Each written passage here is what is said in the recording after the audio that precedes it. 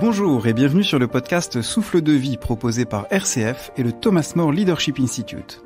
Je suis Quentin Brunel et dans les 10 épisodes de ce podcast, je vous propose de cheminer ensemble pour découvrir, au cœur de votre expérience, des clés concrètes pour unifier votre vie. Des clés concrètes pour unifier sa vie, nous en avons déjà découvert quelques-unes. Une vocation profonde qui me traverse, donne du sens à ce que je fais et qui donne de l'énergie, de la joie, les horizons qui s'ouvrent. Mais aussi une image idéale que je veux donner de moi-même et qui a tendance à me déconnecter et me ramener en résistance. Mais aussi une capacité à dépasser cette image idéale avec le moment ressource.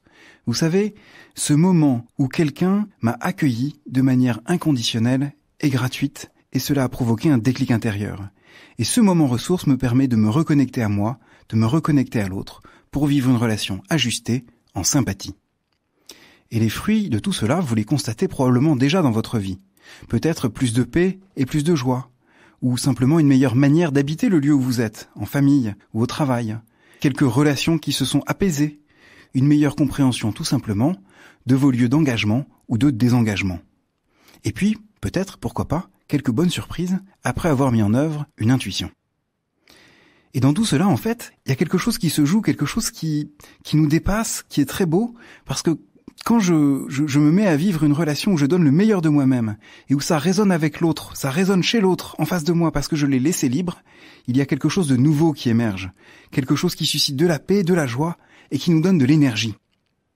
Et en même temps, c'est mystérieux parce que pour pouvoir vivre cela, je dois dépasser l'inconfort d'une relation vraie, dépasser l'inconfort de la liberté de l'autre, dépasser l'inconfort de faire des choses qui ne sont pas tout à fait en accord avec l'image idéale que je me fais de moi-même et que je veux défendre.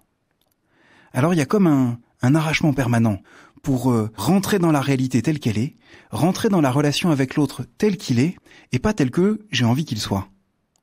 Alors à qui est-ce que je fais confiance justement pour ça ? À qui est-ce que je fais confiance pour dépasser ma représentation et rentrer dans le réel de la relation et de l'autre ? Et en même temps, il y a quelque chose de très mystérieux parce qu'on s'aperçoit qu'on n'est pas autonome pour vivre une relation en sympathie. On a besoin de faire mémoire de ce moment ressource que vous retrouverez dans l'épisode 4 du podcast, qui m'a été offert par quelqu'un qui n'a pu me l'offrir que parce qu'il l'a reçu de quelqu'un d'autre, parce qu'il l'a reçu de quelqu'un d'autre, parce qu'il l'a reçu de quelqu'un d'autre. Mais où est la source ? Qui est cette personne qui a pu offrir un moment ressource sans l'avoir reçu de quelqu'un d'autre ? Et enfin, il y a quelque chose de mystérieux dans tout cela, parce que nous avons découvert notre vocation profonde. Nous l'avons vraiment découverte. Elle nous a été révélée dans des moments que nous avons vécus. Et en fait, nous ne l'avons pas choisie. Mais si j'ai pas choisi ma vocation profonde, d'où vient-elle ? Qui me l'a donnée ?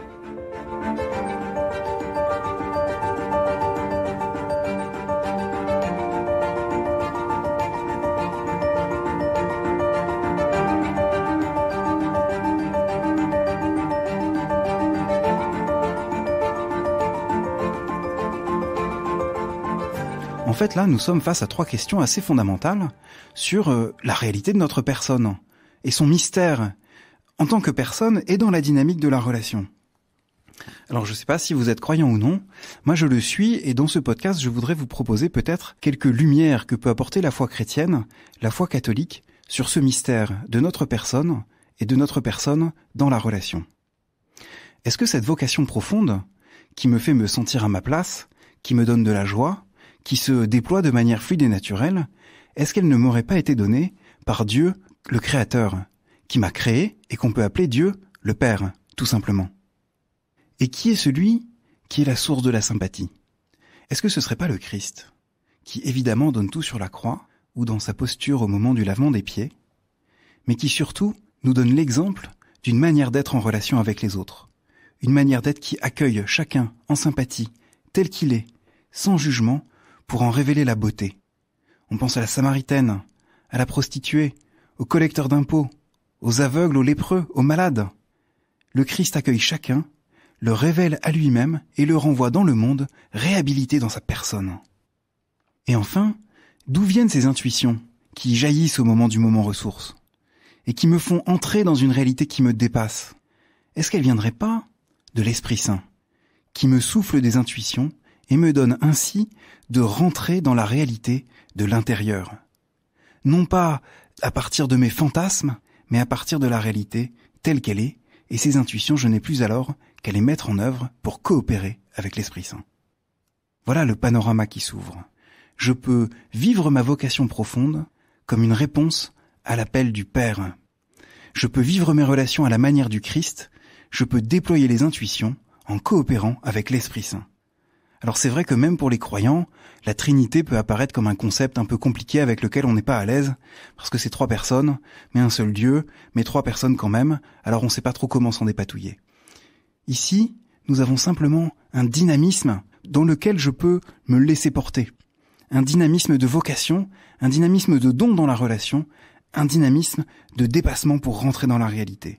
Et Dieu, alors, n'est plus extérieur à moi-même, mais c'est une dynamique qui, si je l'invite à vivre en moi, va me permettre, dans chaque rencontre, de vivre en liberté, de donner le meilleur de moi-même d'une manière ajustée à chaque personne. Alors si je me mets vraiment à vivre cela, ma vie devient nettement plus simple, parce que je n'ai plus qu'à suivre mes intuitions. Mais elle devient aussi de plus en plus intense, et certainement de moins en moins confortable. Alors où est-ce que je vais puiser l'énergie pour renouveler la gratuité, pour continuer à donner sans esprit de retour et habiter cet inconfort dans la paix et dans la joie? Eh bien, c'est ce que nous verrons au prochain épisode. Merci d'avoir écouté cet épisode. Si vous souhaitez recevoir les suivants, nous vous invitons à vous abonner sur rcf.fr ou sur la plateforme de votre choix. Pour vivre pleinement l'expérience proposée par ce podcast, n'hésitez pas à faire les exercices qui sont proposés et à réécouter les épisodes autant de fois que vous voulez. Si vous avez été touché par ce podcast et voulez le faire connaître, n'hésitez pas à le partager, mais aussi le noter et le commenter. Enfin, nous serons heureux de recueillir vos impressions et vos questions à l'adresse contact@tmli.org. À très bientôt!